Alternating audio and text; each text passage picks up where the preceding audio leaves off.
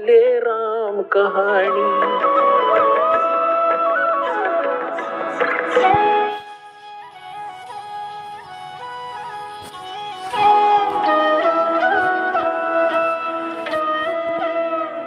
जिस कार्य को करने के लिए स्वयं परमेश्वर आए थे 600 वर्ष पहले, और इन नकली गुरुओं ने उनके साथ दुर्व्यवहार करवा दिया था, जनता को पीछे लाके ये झूठा है, ये कपटी है, ये बदमाश है, ये हमारे देवताओं की निंदा करता है, कबीर इसको मारो मारो, जुल्म गुजारे थे परमात्मा के साथ। और वही स्टार्टिंग दास के साथ कर दी थी क्रोथा कांड करके। लेकिन आज जनता शिक्षित है, पहले सदग्रंथों से परिचित नहीं थे, उनका दाव लग गया था, लेकिन अब इनकी दाल गल नहीं सकी, वो पहले से कई गुना संगत बढ़ गई। और जितने भी दास के शिष्य थे एक भी नहीं हिला वहां से, जट से मस नहीं हुआ, क्योंकि ये सत्य से परिचित थे। तो पुण्यात्माओं, ये आज जो अमावस्या का दिन है, ये वो शुभ दिन है जिस दिन दास को ये अनमोल ज्ञान प्राप्त हुआ था। ये आपके लिए भी वरदान है और दास के लिए भी वरदान है। जिस कार्य को करने के लिए स्वयं परमेश्वर आए थे और वो सेवा इस दास को दे दी। पुण्यात्माओं, आप भी उस मालिक के बच्चे हो। सभी विश्व के जितने भी मानवधारी प्राणी हैं या अन्य योनियों में प्राणी है, आपके भाई बहन हैं। इस काल ने हमें डिवाइड कर दिया, हिंदू नारे बना दिए, मुसलमान अलग बना दिए, सिख ईसाई जानी जैनी नारे, लठम लठा। ये हमारी दुर्गति कर रहा है। ज्ञान को समझो और आपका कर्तव्य बनता है आपके निकटतम जो भी जिसने ज्ञान सुहाव है उसके सामने चर्चा जरूर करे। जिस काम को भगवान करना है और वो हमें दे दिया। अब जिस कार्य को बाप करता था और वो बच्चों से कहे कि बेटा अब तुम भी सहयोग दो, तो उन बच्चों का कर्तव्य बनता है अपने पिता के उस काम में सिर धड़की बाजी ला कर सहयोग दें। तो अब आपने भी ये कोशिश करनी चाहिए दास का सहयोग दें।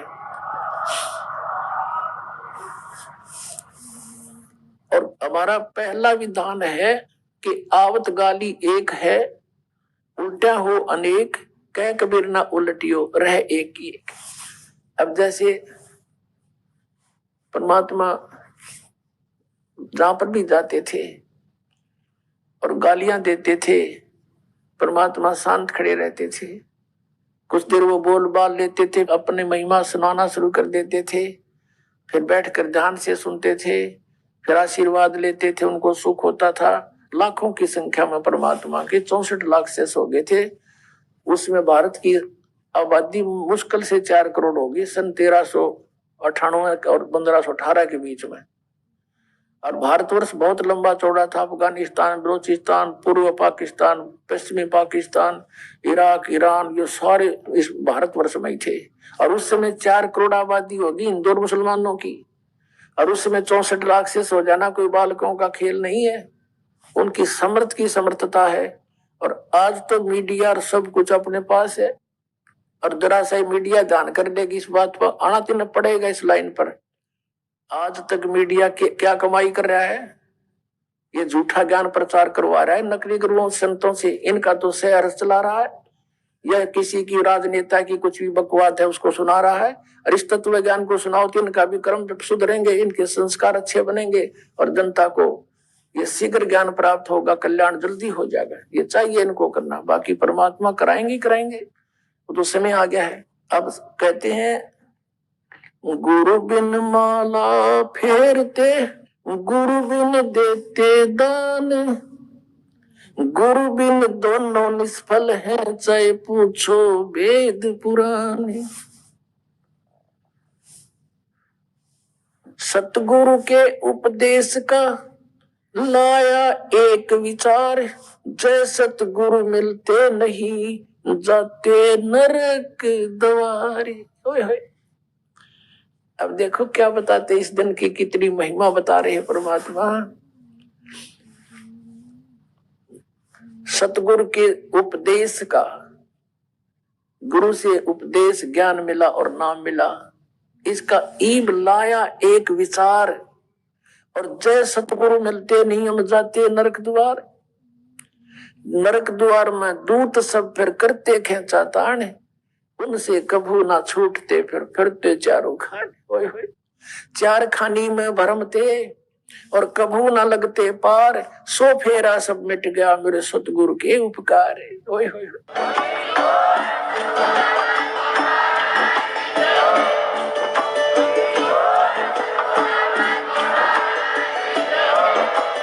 आप सुन रहे थे जगत गुरु तत्वदर्शी संत रामपाल जी महाराज जी के मंगल प्रवचन। अधिक जानकारी के लिए विजिट कीजिए हमारी वेबसाइट www.jagatgururampalji.org। संत रामपाल जी महाराज जी के शुभ आशीर्वाद से पूरे विश्व भर में 500 से भी ज्यादा नाम दीक्षा केंद्र हैं, जिन पर संत रामपाल जी महाराज जी द्वारा ऑनलाइन निशुल्क नाम दीक्षा दी जा रही है। अपने नजदीकी नाम दीक्षा केंद्र का पता करने के लिए संपर्क करें 8222880541।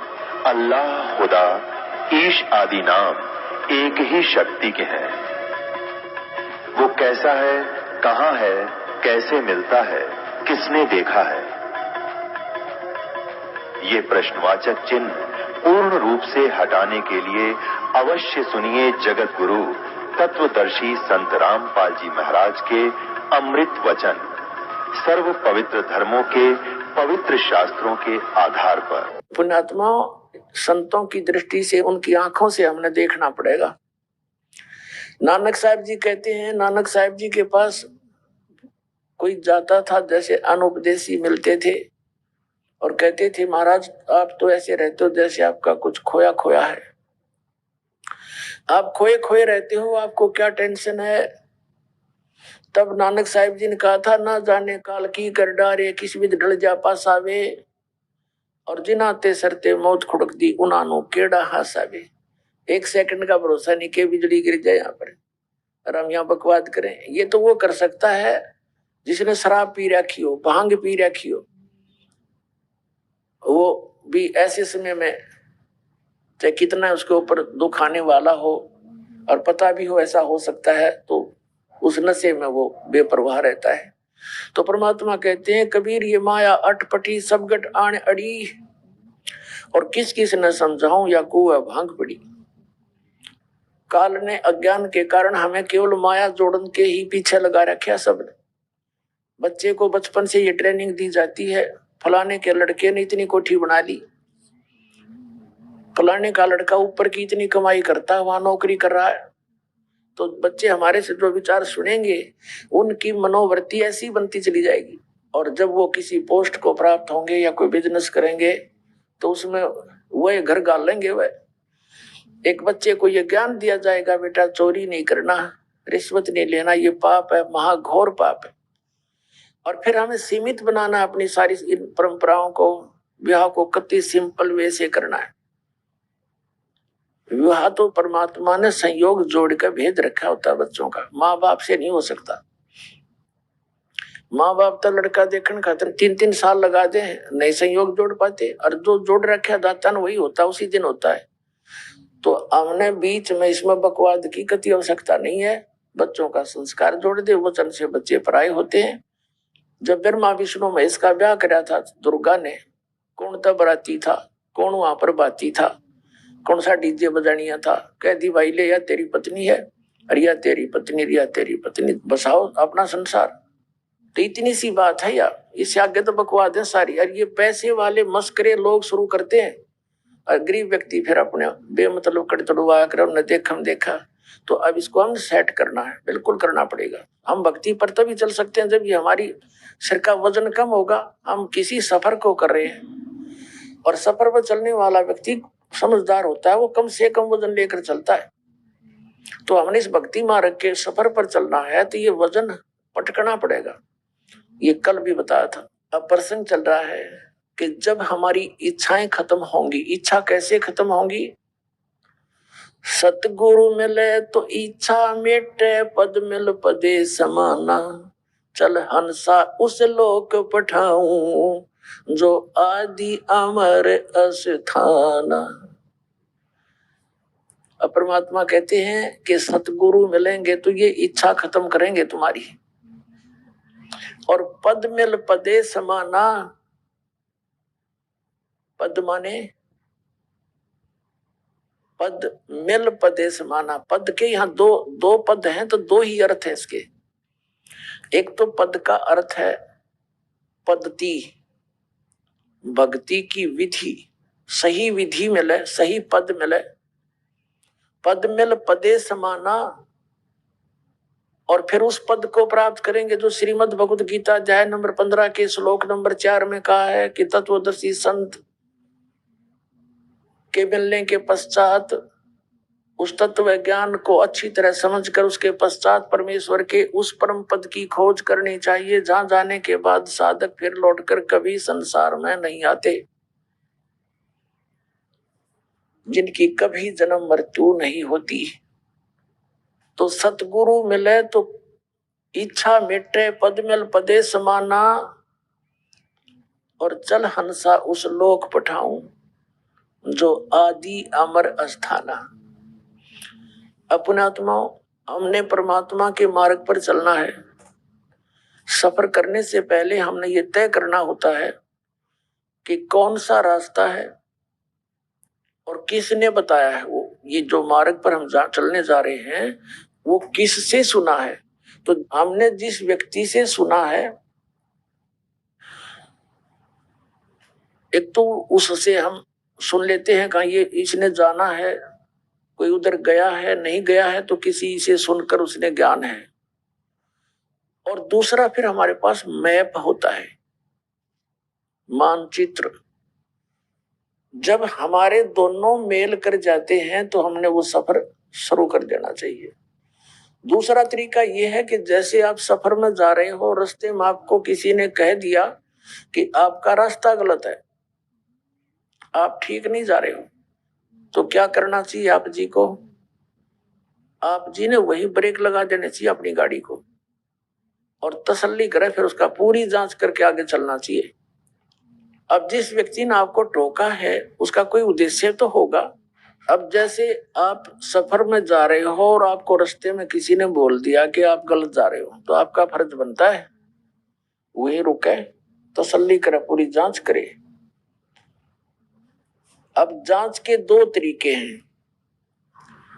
एक तो आप जिससे सुनकर उसकी बात पर विश्वास करके सफर करने चले हो, आपको विश्वास था किसी ने सही बताया है, तो रास्ते में किसी ने आपको टोका है, तो वो क्यों टोका है, तो आप जी ने फिर जांच करनी चाहिए। एक दूसरे से और पूछे, उससे पता करके फिर आगे सफर करें। और फिर आपको डाउट होता है, वो व्यक्ति फिर भी कहता है कि ये भी गलत बता रहे हैं आपको, तो उसका क्या तरीका है? फिर मैप देखे। ऐसी स्थिति में आप आ जाते हो कहीं पर, तो आपको वो व्यक्ति जो मना कर रहा है कि आप गलत जा रहे हो, तो उससे पूछा भी आप बताओ आपके पास क्या प्रमाण है मैं गलत जा रहा हूं, तो वो फिर मैप दिखाता है। तो आपने विश्वास करना पड़ेगा सचमुच वो बताएगा कि आप यहाँ खड़े हो, आपका रास्ता इधर, आप जा रहे हो इधर।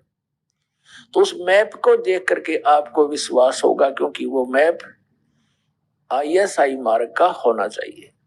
तो दास जो कहना चाह रहे आपको कि दास 17 वर्ष से आवाज लगा रहा है कि जितने भी ये संत है पृथ्वी पे आज के दिन में, ये सब भ्रमित है, ये मिसगाइड कर रहे हैं, पूरे मानव समाज का जीवन नाश कर रहे हैं। इनके पास कोई आधार नहीं है ज्ञान का, हुआ बाई बक रहे हैं, अपने अपने तुक्के लगा रहे हैं, अपनी अपनी साधना बता रहे हैं, जिनका कोई आधार नहीं, कोई सदग्रंथ आधार नहीं है। और ये श्रद्धालु इतने अंधविश्वासी हो गए, उनके ऊपर विश्वास कर लिया कि नहीं हमारे गुरुजी ने जो बता दिया सत्य है। और जो दास कह रहा है कि तुम गलत जा रहे हो, विचार तो करना चाहिए या मेरे से पूछना चाहिए आप कैसे गलत कह रहे हो, हमें प्रमाण तो दो। और मैं एक पॉइंट पर 6 प्रमाण देता दास, ये ISI मार्ग के मैप दिखाता हूं जो आपको भी मान्य है कि सचमुच ये सही है। और वो आप देख नहीं पाए उनको, आपके गुरुओं को उसका पता नहीं।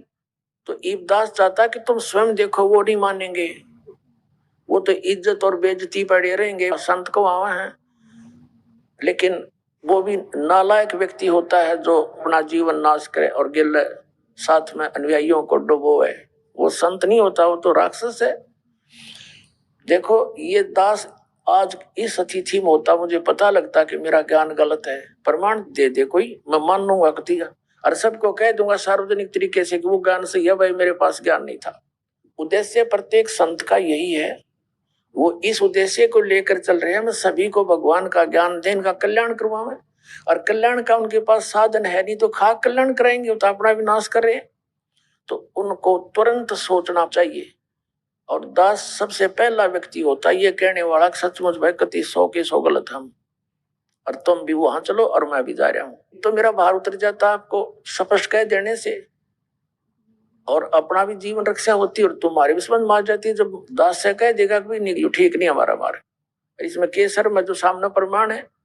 तो अब इन संतां के गले मड़गी, इनके अब ये वो सर्प के मुंह में चकचूंदर आ रही है, लेकिन इसको छोड़ देने में अच्छा होगा। खाने से तो कोड लगे, सर्प चकचूंदर ने खा ले, चमगादड़ ने, तो उसका कोड लग जाता है और छोड़ता नहीं, एक तेरी बेइज्जती हो जाएगी। तो अब इनके मुंह में चकचूंदर आ गई, वह चमगादड़ आ गया, लेकिन इसको छोड़ना इनका हित होगा, ना तो इनकी दुर्गति होगी और पाप के भागी बनेंगे। इतनी अनमोल जीवन को नाश करके परमात्मा की दोषी हो जाएंगे। ये इनको उल्टा लटका होगा भगवान वहां नरक के अंदर, देख लेना। परमात्मा के इतिहास में लिखा है कि 22 करोड़ ये नकली संत और महंत जो भगवान के बच्चों को भगवान से विमुख कर रहे थे, गलत रास्ता दे रहे थे, उनको 22 करोड़ को नरक में ठोक रखा है। कबीर सागर में लिखा है, और कबीर सागर में कबीर साहब कहते हैं धर्मदास, मैं एक बार उनके पास से गया था, वह सारे रो रहे थे, वह नकली संत और महंत, और हाहाकार मची हुई थी, हमें बचा लो भगवान, हमें बचा लो भगवान, हमसे गलती बन गई। कोई तो कह रहा था जी हमने, क्योंकि परमात्मा प्रत्येक युग में आते हैं और सबसे टकराते हैं उन नकली संतों से कि तुम मत बर्बाद करो अपना जीवन और मेरे बच्चों को मत मिसगाइड करो। लेकिन उस समय ये कतई नहीं मानते, क्योंकि इनकी प्रभुता घनी हो जाती है। और यह प्रभुता परमात्मा के मार्ग में सबसे बड़ी डेंजरस है। परमात्मा कहते हैं प्रभुता को सब जग बजाए, प्रभु को बजाए ना कोई। हमने प्रभु को बजना चाहिए, प्रभुता नहीं चाहिए। इस गंदे लोग की क्या प्रभुता। यहाँ तो उसकी बढ़िया फोटो लग रही है, दुनिया पूजर और गधा बना फिर लग रहा है संत, बता क्या प्रभुता हो इसकी। तो पुण्यात्माओं बहुत सावधानी करनी पड़ेगी। ये संतता मानना को ना, पर जनता ने जागना पड़ेगा। और जो मानेंगे वो धन भाग उनके, वो तो महापुरुष है। फिर सचमुच जानबूझ साची तजय और करे झूठते ने, और ताकि संगत है प्रभु सोपन में ना दे। जानबूझ कर फिर सच्चाई को नहीं ग्रहण करते, उनके लिए कहते हैं उसके दर्शन का सपने में भी ना होने चाहिए। व्यक्ति के बगैर ज्ञान के इंसान कुछ भी गलती कर सकता है, और ज्ञान होने के बाद फिर करे वो तो फिर दुष्ट इंसान है। ये दास कोई आधार बनाकर कह रहा है, वो निराधार बातें कह रहे संतन। आधार कौन कौन किस किस को माना है इस दास ने? पवित्र चारों वेद, ऋग्वेद, यजुर्वेद, सामवेद, अथर्ववेद, पवित्र श्रीमद् भगवत गीता, ये 2 सदग्रंथ हैं, ये हैं भक्ति मार्ग के, और 18 पुराण भी सहयोगी हैं केवल इस ज्ञान को समझने के। तीसरा तो ये 18 पुराण हो गए। चौथा दास ने आधार बनाया है सच्चिदानंद घनब्रह्म की वाणी, कबीर वाणी। और 5वां आधार बनाया है दास ने जिन महापुरुषों को परमात्मा अपने विधान अनुसार आकर के मिले हैं और उनको वो सतलोक दिखाया है जहां मालिक रहते हैं और जहां हम पहले रहा करते थे, और उनको फिर वापस छोड़ा अपने गवाह बनाने के लिए, अपना साक्षी बनाने के लिए।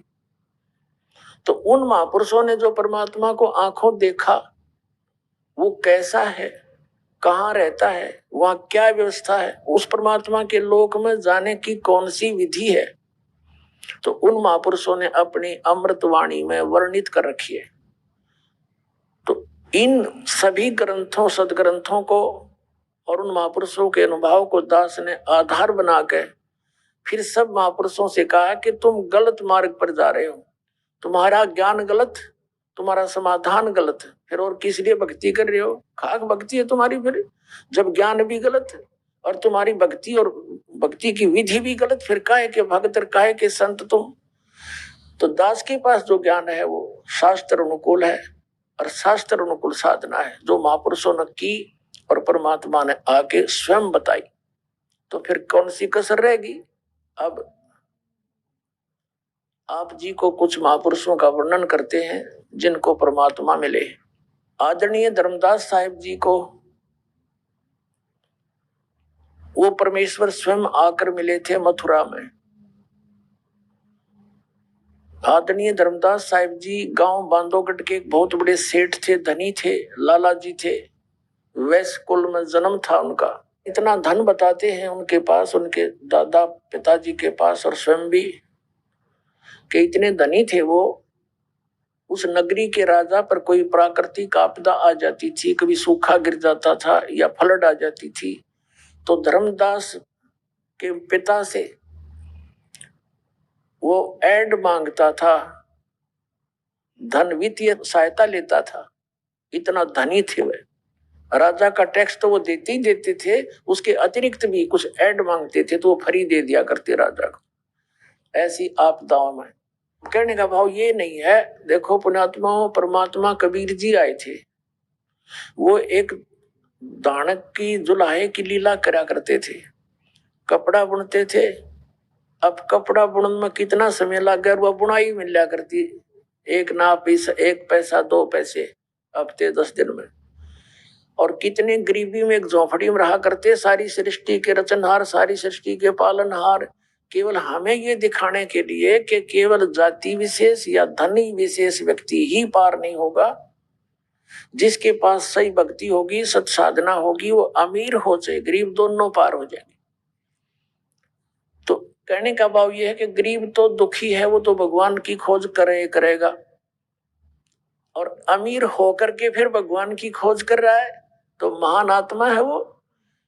पुण्यात्मा, ये माया भगवान से दूर करती है, और इतना धन होकर के भी, अच्छी पोस्ट होकर के भी, फिर भी परमात्मा की तरफ जिसकी एक विशेष आकर्षण है, विशेष आस्था है, तो उसके पूर्व जन्म के पुण्यों में कोई कमी नहीं। ऐसी स्थिति के वो महापुरुष थे, धनी धर्मदास कहे जाते, धनी धर्मदास।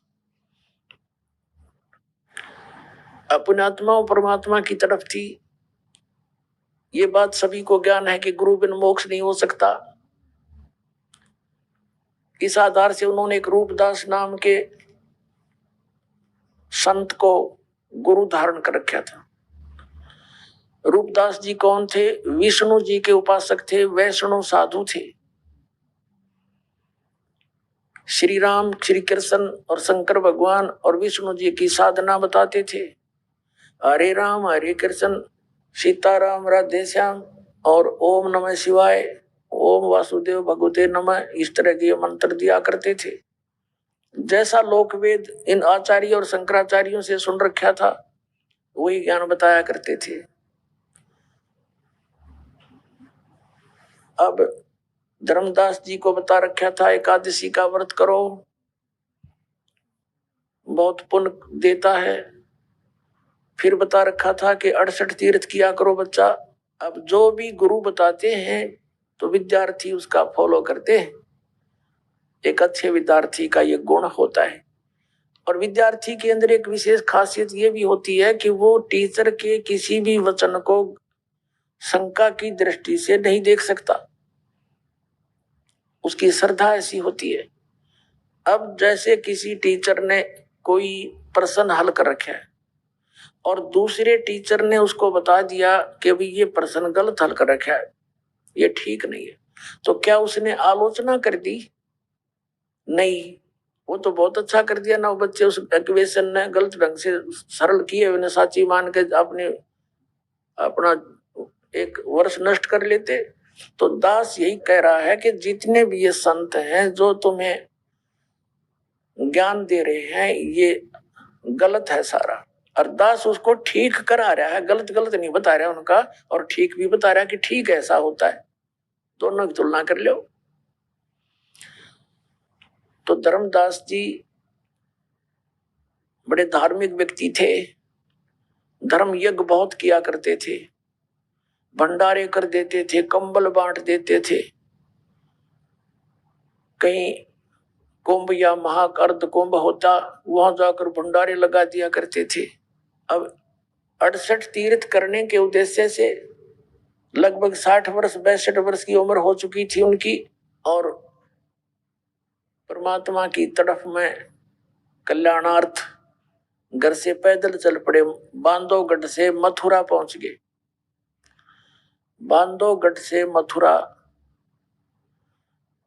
लगभग 700-800 किलोमीटर है आज के हिसाब से।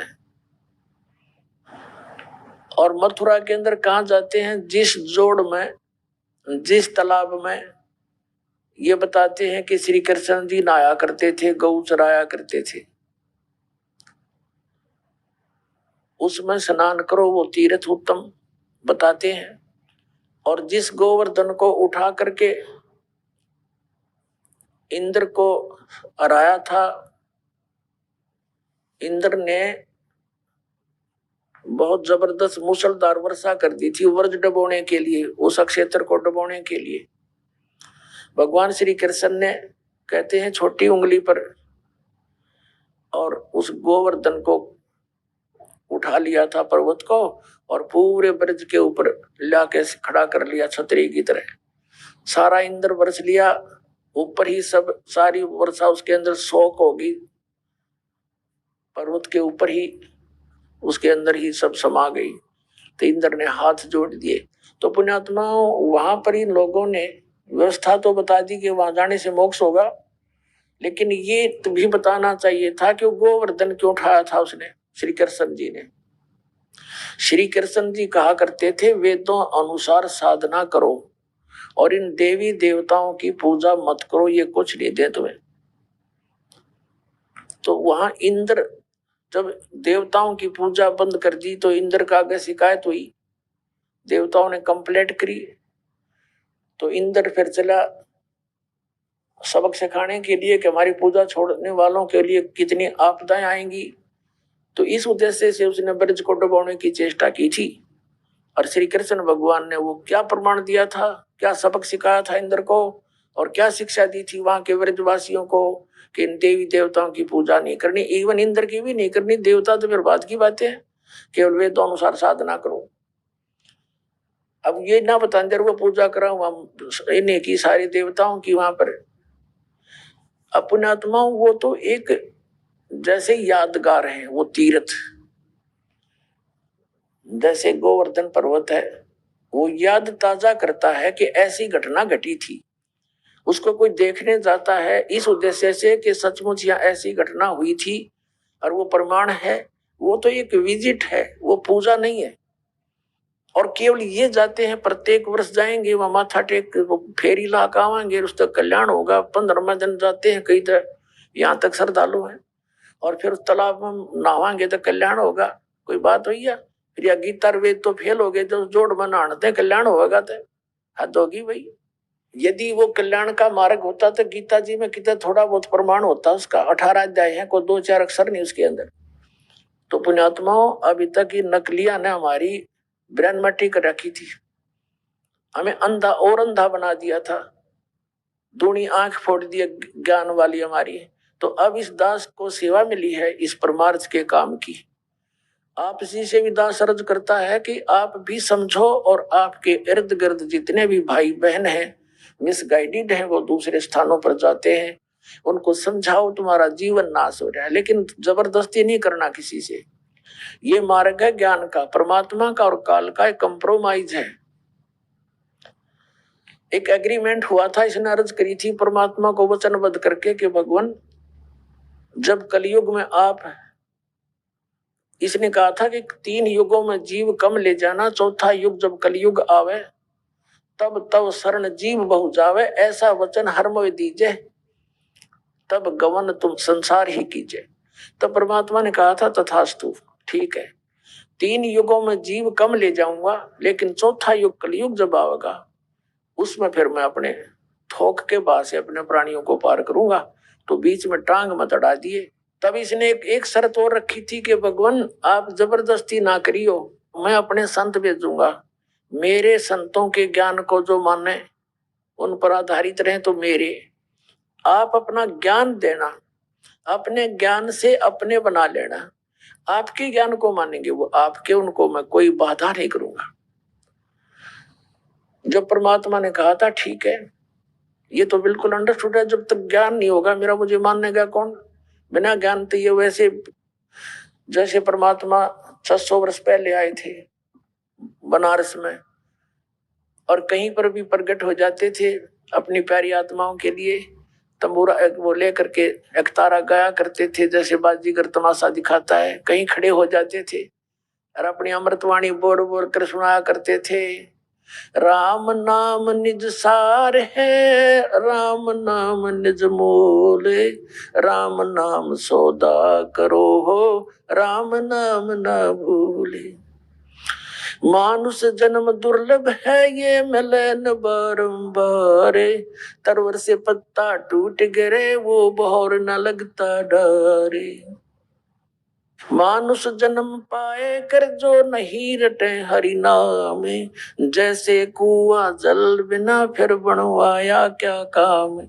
इस तरह की प्यारी प्यारी आवाज में और इस अमृतवाणी को सुनाया करते थे भगवान। जगह जगह खड़े हो जाते थे तो 10, 20, 50 व्यक्ति इकट्ठे हो जाते थे, आकर के चारों तरफ बैठ जाते थे, 2-2, 3-3 घंटे परमात्मा खड़े खड़े उनको अमृत बरसा करा करते थे। परमात्मा की वाणी से परमात्मा के जो सुनते हैं बच्चे, उन पर भी प्रभाव पड़ता है और फिर उनकी आत्मा तड़प जाती है उस मालिक के लिए, इस जीवन से उसको पता चलता है उस ज्ञान से। तो ऐसे परमात्मा के शरण में आए थे 64 लाख से हो गए थे कबीर जी के।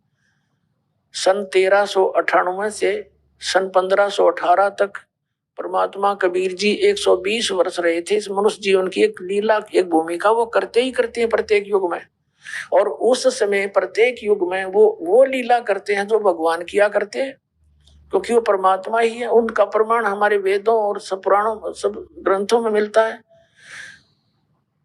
तो उस समय उस परमात्मा की आवाज को सुन के जो परमात्मा के पूर्व जन्म के संस्कारी होते हैं वो उनके चिपक जाते हैं, और जो कभी मालिक के चरणों में आए नहीं, अभी तक क्रमहीन वो इन नकली संतों के फंसे रहे, तो वो मानते नहीं, मालिक की वाणी को स्वीकार नहीं करते। अब जैसे आप जी ने टेलीविजन भी देखा, दास का ज्ञान सुना, आपके पास हमने इन भक्तों ने करोड़ों की संख्या में पुस्तक भी बांट रखी है, गांव गांव नगर नगर में जाके।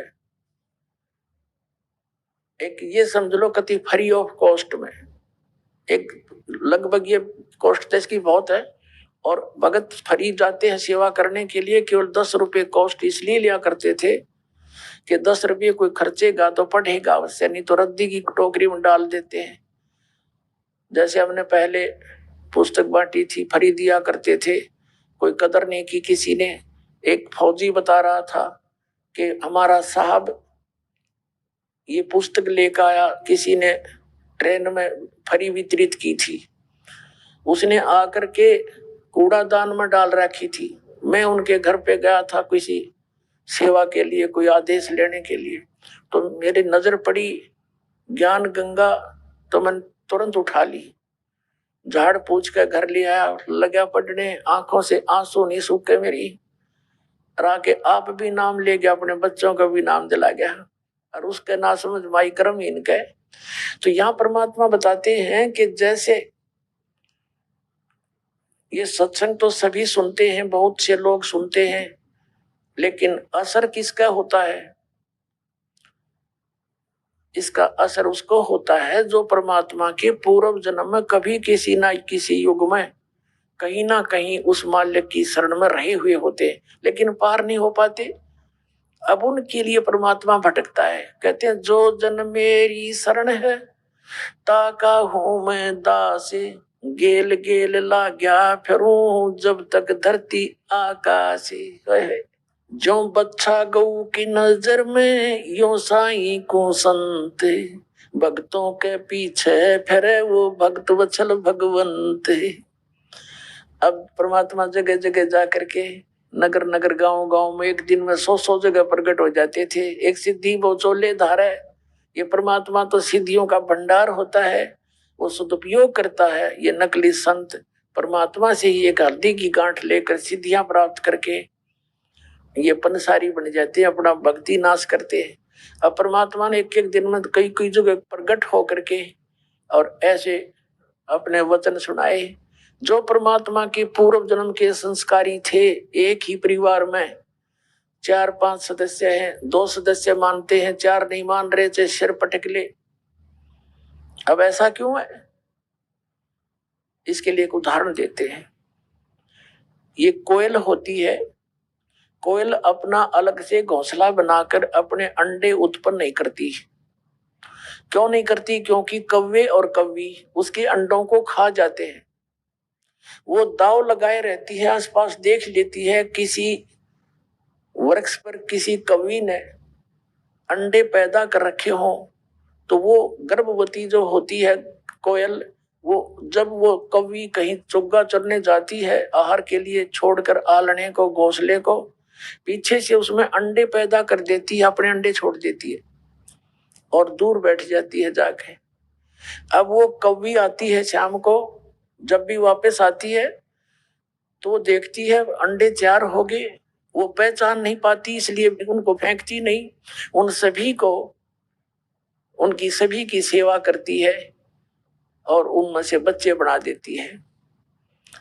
अब बच्चे बन जाते हैं, वो कोयल देखती रहती है कि ये बच्चे अब थोड़े बहुत फुदकने योग्य हो गए हैं, अब ये कुछ दूर उड़ भी सकते हैं, तो देखती रहती है। जब वो देख लेती है कि ये खूब उड़ने के काबिल हो गए हैं, दूर तक उड़ सकते हैं, तब वो दूर स्थान पर बैठ के अपनी अपनी आवाज लगाती है, अपनी बोली बोलती है।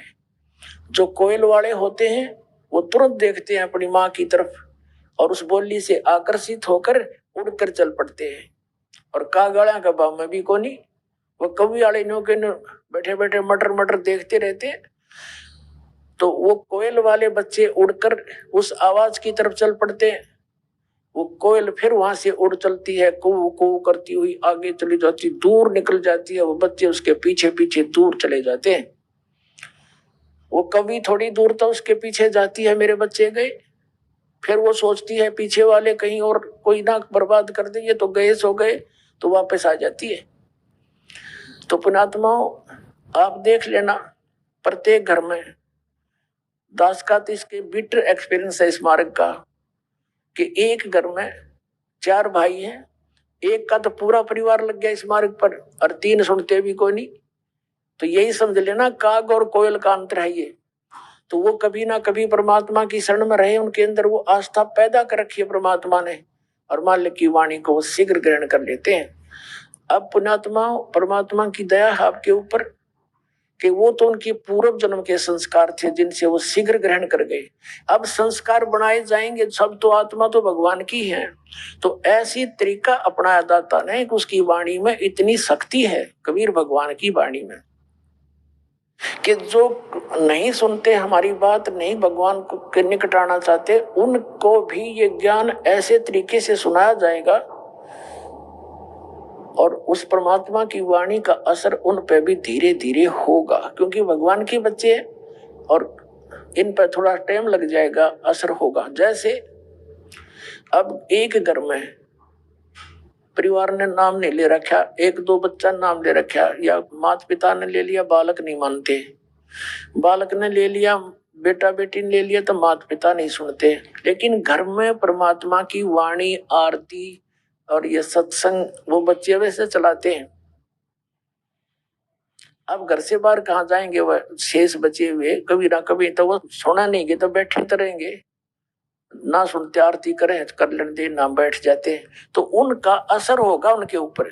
जैसे एक किसी को सर्प डस जाता है तो एक मंत्र सिद्ध कर लेता है गारडू सपेरा, और वो मूर्छित पड़ा है वो व्यक्ति जिसको सर्प ने डस रखा है, उसके ऊपर वो एक मंत्र बुदबुदाता है, वो नहीं सुन पा रहा है, वो तो अचेत पड़ा है, और फिर भी वो मंत्र उसको सचेत कर देता है, उसका विष उतार देता है। ना वो सुनने वाला सुन रहा है, फिर भी उस मर्त दशा समझ लो, और उसको भी जीवित कर देता है वो मंत्र, उस विष उतार के। तो परमात्मा तो समर्थ की वाणी, यो मंत्र, ये उसकी सचिदानंद घन ब्रह्म के मुख से उच्चरित वाणी जो दास सुनाता है, इससे अलग एक शब्द नहीं बोलता। तो ये सब वातावरण में फैल रहा है। अब टीवी के माध्यम से कहीं बच्चे हैं जेब में मोबाइल लगा के सत्संग सुनते हैं, बस में बैठे जा रहे वहां सुनते हैं, 4 2 3 और कान लगा के सुनते हैं। कई भक्त कहते हैं ट्रेन में हमने मोबाइल चला दिया, 4 5 आस पास के बैठ के सुनने लगे, वाह भाई वाह बहुत अच्छा सत्संग है, तो वो ना सुनेंगे, लेट जाते हैं थोड़ी देर में, तो उन पर भी असर हो रहा है। तो इस प्रकार वो धीरे धीरे उनकी आत्मा पर जो अज्ञान का विष है वो हट जाएगा। वो थोड़ा देर से लगेंगे, लगना पड़ेगा। तो कहने का भाव ये है, जो प्रसंग चला था वही आते हैं। अब परमात्मा जगह जगह आकर के सत्संग सुनाया करते थे, उसी उद्देश्य को लेकर वे भगवान अपनी प्यारी आत्माओं को, जब प्रसंग चला था कि ज्ञान संपूर्ण होया नहीं और हृदय नहीं छिदावे और देखा देखी भक्ति का यो रंग नहीं ठहरावे। अब ज्ञान को आधार परमात्मा ने इसलिए बनाया था कि ज्ञान संपूर्ण होया नहीं और हृदय नहीं छिदावे, यानी हृदय में यह बात खटके नहीं कि सचमुच ज्ञान तो ये है, और देखा देखी भक्ति का रंग नहीं ठहरावे। अब इसका एक थोड़ा प्रमाण देना पड़ेगा। परमात्मा ने जगह जगह ऐसे सत्संग किए, और परमात्मा के विरोधी जो हो गए थे हमारे धर्मगुरु, उन्होंने परमात्मा कबीर जी के साथ बहुत बदसलूकियां की, लेकिन मालिक ने बद्दुआ नहीं दी उनको, किसी को भी नहीं दी, हानि नहीं करी ना। तो 1 सेकंड में पूरे ब्रह्मांडों को खत्म करके और दूसरी सेकंड में नहीं रच सकते, इतने समर्थ अपने कबीर भगवान। ये सत्कर मान लेना तुम। जाके अर्ध रोम पर सकल पसारा, ऐसा पूर्ण ब्रह्म हमारा। गरीबदास जी कहते आंखों देखा भगवान का ज्ञान बताते। उसने किसी को बद्दुआ नहीं दी। कोई गाली दे रहा था, उसको मालूम था कि मेरे बच्चे हैं, किसने मारूं और किसने छोड़ूं, किसको बख्शूं किसको मारूं, सब मेरे बच्चे हैं। काल दुरुपयोग कर रहा है, इनको गलत गाइड करके इनको भ्रमित किया हुआ है, झूठा नकली सुख दे रखा है, इनकी बिरानमाटी कर रखी है, दुर्गति कर रखी है, अब मूर्ख बना रखा है। ये तेरा बेटा है, ये तेरी बेटी है, और खूब जोड़ धन कर ले, ओले सोले काम सारे, कल मृत्यु हो जाती है। बेटा तेरा नहीं है, छोड़ और चल यहाँ से। है हमारे साथ धोखा, कौन सा बेटा साथ गया, कौन सी बेटी साथ गई, और मान ले कि तो दुर्घटना में कट्ठे मर भी गए तो सारे गधे बने हांडेंगे वहां कट्ठे, फिर क्या फायदा इस पूजा का। परमेश्वर ने अपने बच्चों को जगह जगह जाकर के ज्ञान दिया। जो पुण्यात्मा पुरुष संस्कारी थे वो तुरंत मालिक के साथ लग गए।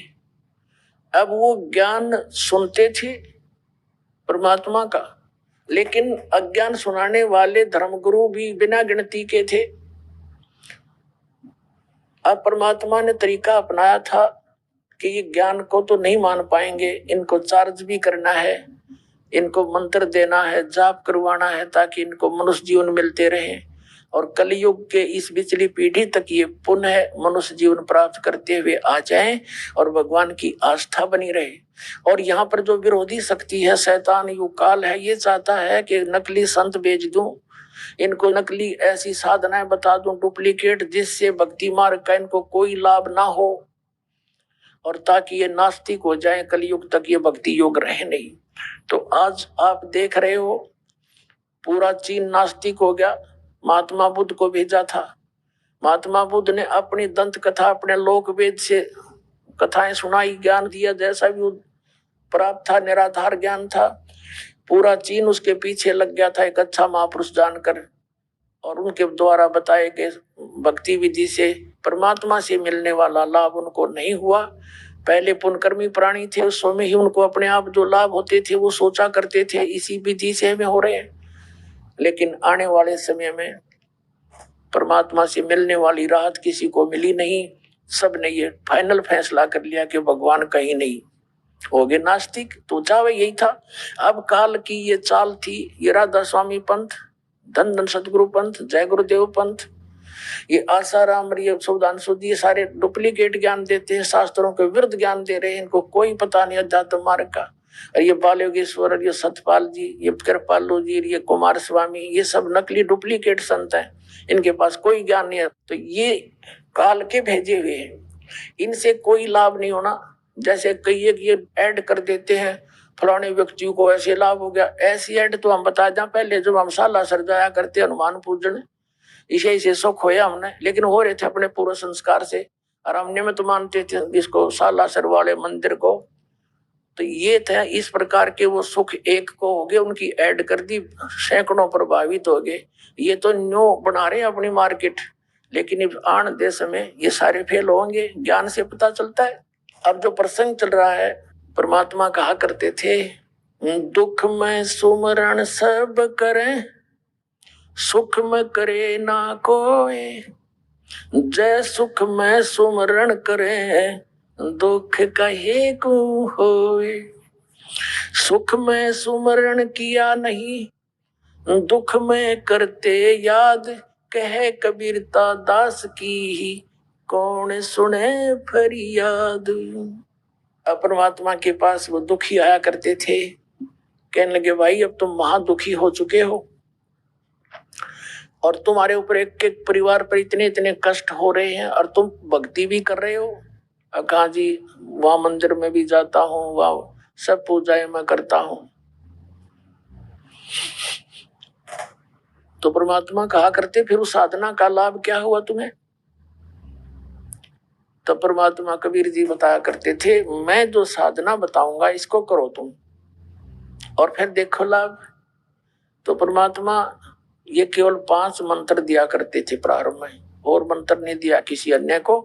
कुछ एक महात्माओं को छोड़कर जो दृढ़ भक्त थे उनके, जिनसे प्रतिज्ञा करा ली थी कि अभी ये ज्ञान, ये मंत्र सार्वजनिक ना करना, तुम स्वयं जाप करना। वो कौन कौन है? आदरणीय धर्मदास साहिब जी, आदरणीय मलुकदास साहिब जी, आदरणीय दादू साहिब जी, आदरणीय नानक साहिब जी, आदरणीय गरीबदास साहिब जी, गांव छुड़ानी जिला झज्जर हरियाणा वाले, आदरणीय घीसा दास जी, गांव खेखड़ा और जिला मेरठ उत्तर प्रदेश वाले। इन महापुरुषों के विषय में दास को जानकारी है, जिनको परमात्मा सीधे मिले और सीधा सही ज्ञान दिया, जो सब सदग्रंथों में प्रमाण है, जो दास को उपलब्ध है, वही उनको मंत्र दिए थे, वही ज्ञान बताया था।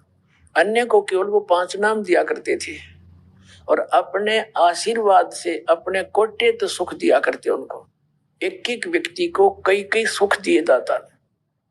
उसने आसपास के नगर में प्रचार किया कि मैं ऐसे गया था, एक संत आए हैं, उनसे नाम लेने से, उनके आशीर्वाद से हमारे ये सुख हो गया, ये सुख हो गया। ऐसे धीरे धीरे धीरे धीरे परमात्मा के 64 लाख से हो गए थे। अब जो प्रसंग चल रहा है पुण्यात्मा योद्धात्म ज्ञान है, और ये इतना विशाल है कि इसको एक दिन में या एक महीने में भी कंप्लीट नहीं किया जा सकता। तो इसलिए प्रत्येक सत्संग में थोड़े थोड़े पहलू पर प्रत्येक तरह का जो है ना 3 दिन में हम वर्णन करने की कोशिश करते हैं, क्योंकि सत्संग में श्रोता बदलते रहते हैं। और हमारा दृष्टिकोण रहता है कि जो पहली कक्षा के बच्चे हैं उनको भी ज्ञान मिले, दूसरी कक्षा के वो भी यहीं पढ़ाए जाएंगे इसी सामूहिक स्थल पर, और जो कई पुराने भक्त हैं उनको भी रह रहकर बीच में उनके योग्य भी खुराक आहार देनी पड़ती है। तो सभी को फिर उसी सत्र का ज्ञान प्राप्त होने से विकास बुद्धि का होता है। अब प्रसंग चल रहा है कि ज्ञान संपूर्ण हो, यानी जैसे काल ने कहा था अब अपना ज्ञान दे देना, देकर अपना बनाना, और मेरा ज्ञान मानने उनको डिस्टर्ब ना करना, भगवान बाई फोर्स ना करना। तो परमात्मा को मालूम था कि बगैर ज्ञान के ये मुझे मानेंगे ही नहीं, चाहे कितने सुख दे लो इनमें। तो वो बताना चाह रहा था आपको।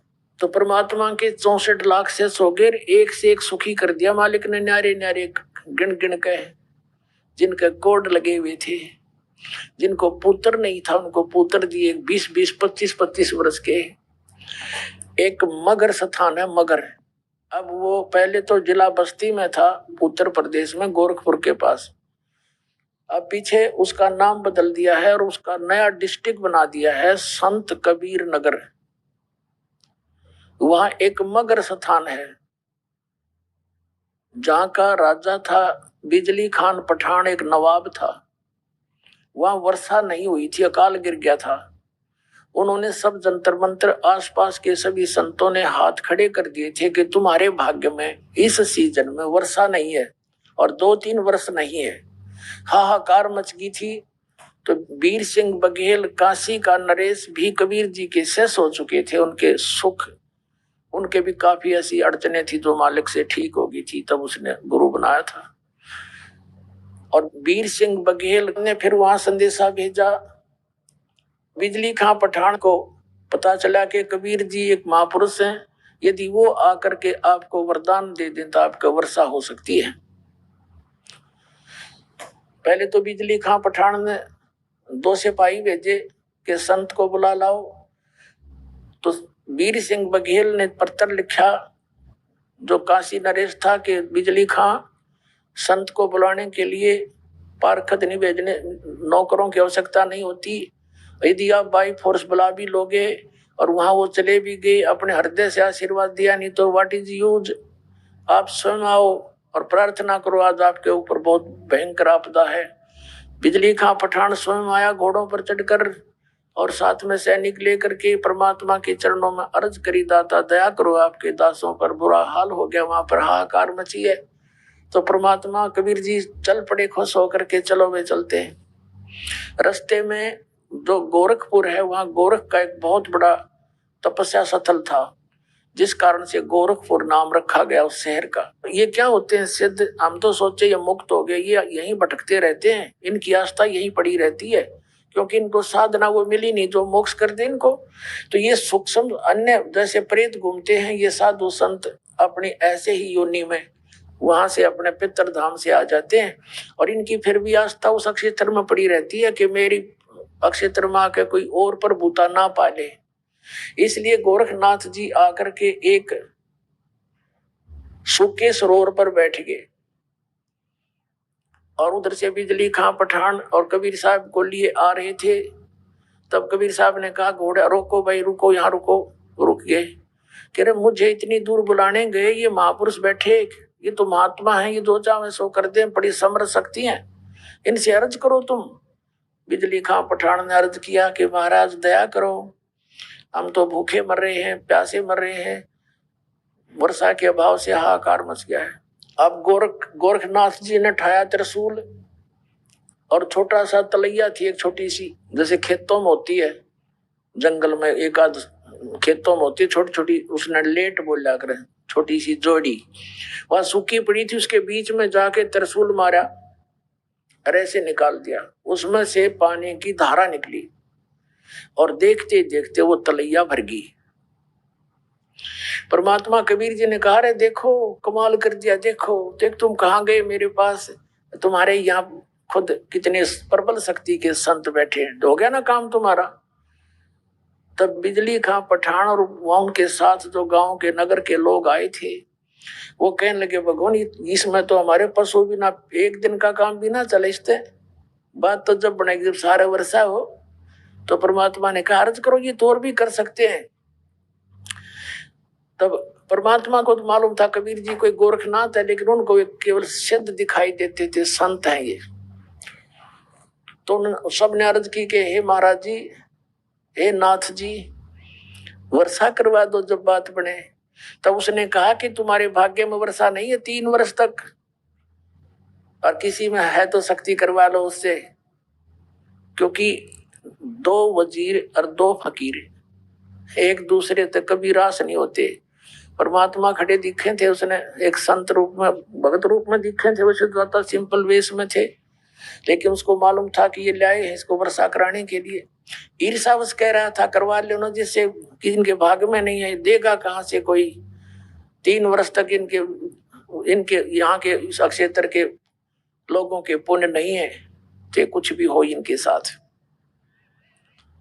तब परमात्मा थोड़ी सी दूरी पर चलकर कबीर जी एक लीला करने लगे कि अभी मैं यहाँ बैठता हूँ, अर्ज करूंगा भगवान से, जय मेरी सुन ली तय, और तुम जाओ अपने घर ने। अब नु जावे क्यों करूं के तो कलजे फट रहे, बुरा हाल हो रहा। अब परमात्मा के कहने से वो थोड़ी दूर चल जरूर पड़े, ये क्योंकि प्रत्येक के हृदय में हुआ कर ऐसा बड़ा साधु संत लंगोट में बैठा और बड़ी बड़ी दाढ़ी जटा वाला त्रिशूल ले रखा, तो इससे कुछ नहीं हुआ था। कबीर जी से क्या होगा, यो तो एक सिंपल मैन सा दिखा है। तो नो उनको अकेला छोड़कर वो चल पड़े अपने भाग्य को कोसते हुए कि इन्होंने भी साथ छोड़ दिया, तुम जाओ ही। तो वो मेरे ख्याल में 2 किले 4 किले मुश्किल तक गए होंगे, 4 एकड़ यानी 1000 फुट वहां से। उसी समय क्या देखा, चारों तरफ बादल छा गए, कति काली घटा छा गई, अल्लाह गया घन घोर वर्षा होने, भर दिया सब कुछ, एक कम एक कर दिया, 2 घंटा में पानी कर दिया परमात्मा ने। बोलो सतगुरुदेव।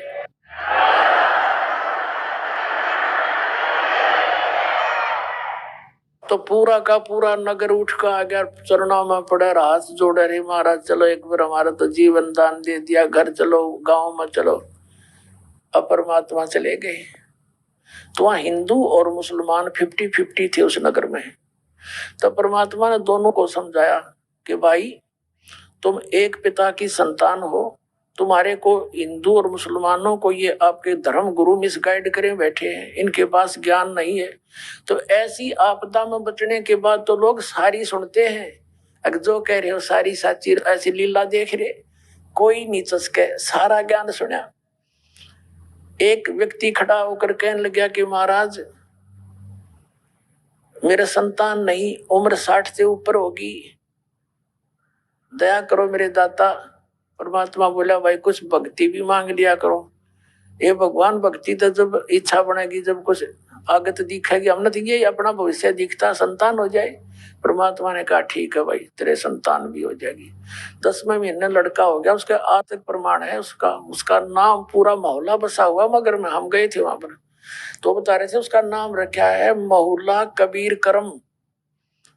करम माने दया, परमात्मा कबीर की मेहर से बसा हुआ मोहल्ला पूरा, वहां सैकड़ों घर हो गए उसके, परिवार हैं। तो कहते हैं कबीर जी ने हमारे 8वें 10वें 12वें दादा को आशीर्वाद दिया था जब हमारा वंश चला था। तो हर प्रकार से सुख दिए दाता ने, और जय जयकार होगी परमात्मा की, 64 लाख से होगी। अब परमात्मा ने ये देखना था कि भाई ये इन सुखों के आधार से ही मेरे चिपके हैं, या इनको कुछ मेरा विश्वास भी है कि मैं किस उद्देश्य को लेकर आया था, मैं क्या ज्ञान दे रहा हूं। एक समय क्या लीला करी, परमात्मा सत्संग किया करते थे, और एक वैश्या थी, एक गणिका थी वैश्या। परमात्मा दिन में अपना काम करते थे जुलाहे का, और अन्य को भी कहते थे जाओ बच्चों तुम भी अपना काम करो। रात तो अपनी है, उसमें तो घर वाले भी को ऑब्जेक्शन नहीं कर सकते। रात को अपना ज्ञान प्रचार किया करेंगे, सुना करेंगे, सत्संग सुना करेंगे। सत्संग कर रहे थे। अब उस बेटी का कोई भाग्य उदय हुआ, अपने बुरे संस्कारों से इंसान डाकू बनता है, वैश्या बनती है, चोर बनता है, कोढ़ी बनता है, और पूर्व संस्कारों को केवल परमात्मा ही चेंज कर सकता है। ना यहाँ के ब्रह्मा विष्णु महेश, ना ब्रह्म ना परब्रह्म, कोई नहीं कर सकता। अब तरीका दाता का अपना है उन संस्कारों को चेंज करने का। उस लड़की ने रात्रि के समय परमात्मा की वाणी सुनी कि मानुष जीवन परमात्मा पाने के लिए ही प्राप्त होता है, और जो व्यक्ति कोई पाप करते हैं, ऐसे दोष करते हैं, उनको अगले जन्म में बहुत कष्ट उठाना पड़ता है। इस तरह की ज्ञान सुनकर उस लड़की का हृदय कांप गया कि मैं तो बहुत पापन हूं और मैंने तो बहुत पाप कर लिए। अब जब इसने ऐसा ज्ञान दिया इस संत ने, भगत ने, महापुरुष ने, तो समाधान भी इनके पास ही मिलेगा। वो लड़की आकर के भगवान का सत्संग में बैठ गई। परमात्मा सत्संग कर रहे थे कबीर जी। जब सत्संग समापन हो लिया, वो आगे चरणों में बैठकर रोने लगी और कहने लगी, भगवान आपके ज्ञान से मेरा कलेजा फटने को हो गया। क्या मेरे जैसी पापन का भी उद्धार हो सकता है? परमात्मा ने कहा, बेटा नौका होती है, नौका, संत का नाम नौका होता है। और नौका में चाहे कोई पत्थर रख कर ले जाओ और चाहे कोई घास फूस रख लो, दोनों को ही पार कर देती है। पापी भी पार होते हैं, पापी को मांजा धोया जाता है। हमारे पास एक ऐसा मंत्र जाप है, उसके पाप भी नाश हो जाते हैं। वो कहने लगी, भगवान मेरे पाप भी नाश हो जाएंगे, मैं बहुत पापिन हूं। परमात्मा ने पूछा, वो तो जानी जानती फिर भी एक रोल कर रहे थे अपना सिंपल मैन का, जो वो किया ही करते हैं, वेदों में प्रमाण है। उसने कहा, क्या क्या करते हो बेटा तुम? लड़की ने कहा, जी मैं बहुत बुरी औरत हूँ, कलंकनी हूँ, सारा कह के बता दिया मैं वैश्या हूँ। तो परमात्मा ने कहा, बेटा भक्ति करो। परमात्मा की भक्ति करने से सब दोष दूर हो जाते हैं। इस ज्ञान से ये बुराई भी छूट जाएगी तेरी, और आगे से ऐसी गलती ना करना कि जी नहीं करूंगी, कति नहीं करूंगी। परमात्मा कति कान पकड़ दिया आज तक। तो उस लड़की ने अपना जो भी व्यवसाय था वो बंद करा और जो पैसा था उसको बेच खोज के दान पुण्य करके एक सिंपल सी मकान में अपना रहने लगी और मजदूरी कर खावे। अब लेकिन हमारा एक ऐसी आदत है, गलती तो देखो ना जाने किस पे हो जा, और फिर वो चाहे कितना सुधार कर दे उसका नाम न्यू का न्यू रखा करे। तो उसने फिर भी वैसा और गणका कहा करते थे, उसे नफरत करते थे आम व्यक्ति। वो बहुत प्रसिद्ध थी। अब क्या हुआ, वो लड़की ज्यादा से ज्यादा सत्संग सुनने आने लगी और जो सत्संग में आते थे अन्य भक्त, तो अब उनको सुख हो गया। पहले उनकी दुर्गति हो रही थी, परमात्मा की दया से सबको राहत मिल गई। और जब सुख हो जाता है, हम अपने ते समझदार किसे नहीं मानते, और ये हमारी जीव संज्ञा की सोच में लेकर डूब जाती है, डुबो देती है। वो लड़की जब आने लगी अधिक से अधिक और परमात्मा के निकट बैठती आके, वह तो मालिक की तरफ दूसरे ध्यान नहीं देती थी, उनके मुंह की तरफ देखती रहती थी। आगे क्या बतावेंगे, कैसा ज्ञान सुनावेंगे। तो वहां के जो भक्त थे वो कर्महीन इंसान, जिनके कई कई सुख दे रखे थे परमात्मा ने, अब वो सुखी हो